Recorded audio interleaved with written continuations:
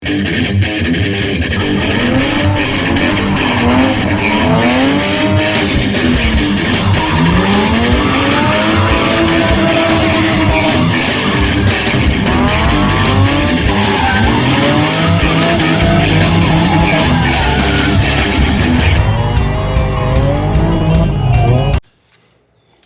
everybody, welcome back to the channel. Today I brought a compressor to let the car down, and I've got the fuel rail. I'm going to try to put the radium fittings on it, and we're going to see if they fit, and if so, we'll make a go of trying to get that fuel rail on the S14. So, alright, here we go. Alright, so the MCC Loyalty fuel rail, I did go ahead and use the center plug. I don't know that we're going to run a gauge out of here or anything. I may do a gauge at a different place. So what you have is these radium fittings. Primarily, the one we're going to run into is the far side. So this side, that's going to be up against the firewall, and if it stuck straight out, it would hit the firewall. So what we do is you hand thread these things in. And they're ORB fittings, so they will have a rubber grommet on them, so you don't have to go crazy. And I'm the kind of guy where I'll tighten it, and then if it leaks a little bit when I put pressure on it, I'll snug it up as needed. So I expect my fuel lines to leak just a little bit on a fitting sometimes. That's normal for me. I would rather have an issue with under tight as over tight, because once you over tight, you're in trouble. So, and like I say, these have a rubber fitting, a rubber bushing, so just a good snug. And the idea of this is that will swivel without leaking, so that fitting is sealed, and that will be able to turn indefinitely to be able to render your fuel line wherever you want.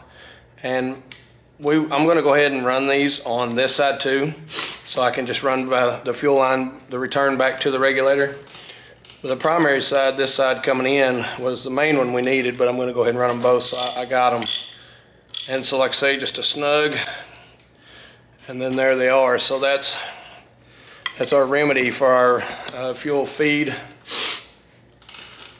and return on our MCC Loyalty fuel rail, and that gets us to where, you know, we can just push a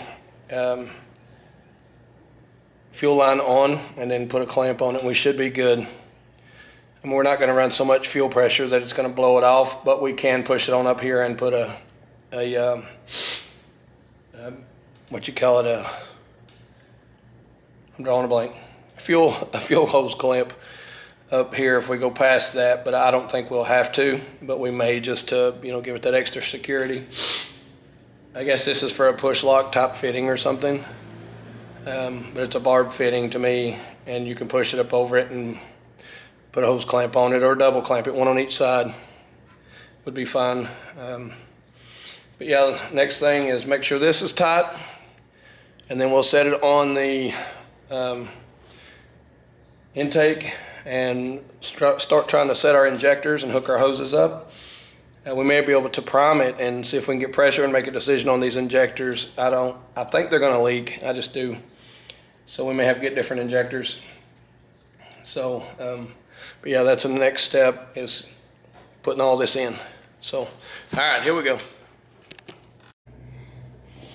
All right, it's on. Something definitely leaked. Let's see if we can find out what it was.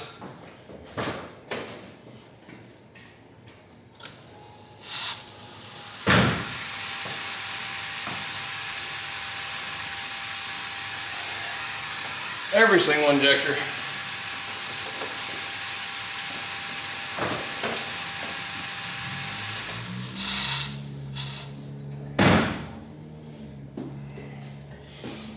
And just as I suspected,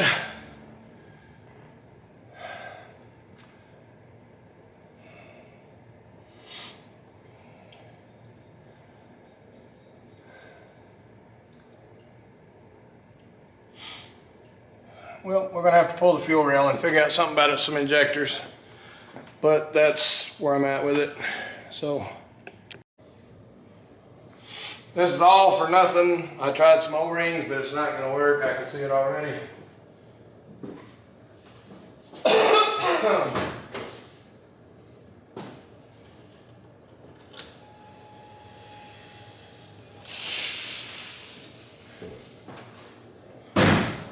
Worse than it was.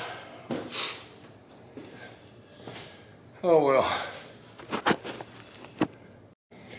Alright, so this is the last ditch effort, trying to make it not leak without having to buy injectors.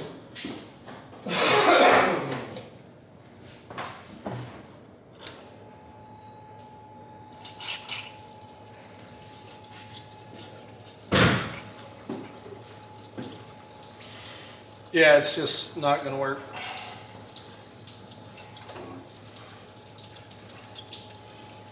I mean, no matter what I do.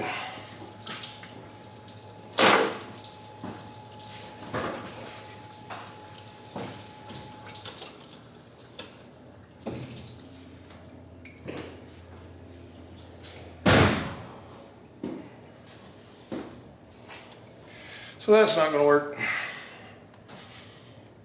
All right, here we go. Okay, so I'm about half stoned from being in here with all the gas. I couldn't get it to stop leaking no matter what I did. I'm just going to a different set of injectors, but I did.